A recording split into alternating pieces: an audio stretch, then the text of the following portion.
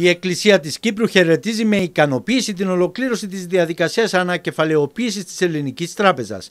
Πρόκειται, δηλώνει στον Αντένα, ο Διευθυντής της Ελεγκτικής Υπηρεσίας της Εκκλησίας της Κύπρου, Γιάννος Χαριλάου, για την καλύτερη εξέλιξη που σημειώθηκε στον τραπεζικό τομέα τους τελευταίους 9 μήνες και σηματοδοτεί την έναρξη της ουσιαστικής επανεκκίνησης της οικονομίας.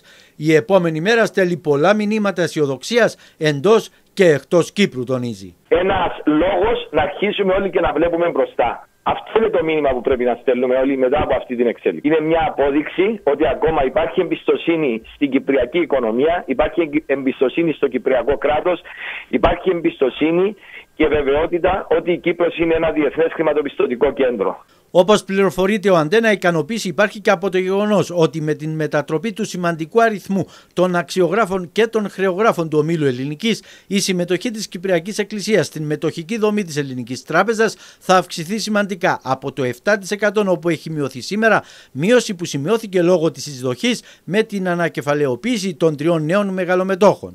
Του Αμερικανικού Επενδυτικού Ταμείου Third Point, που σήμερα κατέχει 30%, της εταιρείας λευκορωσικών συμφερόντων War Gaming με επίσης 30% και της Δήμητρα Επενδυτικής με 15%. Αντιστοίχως θα μειωθεί και η συμμετοχή των 3 νέων μεγαλομετόχων.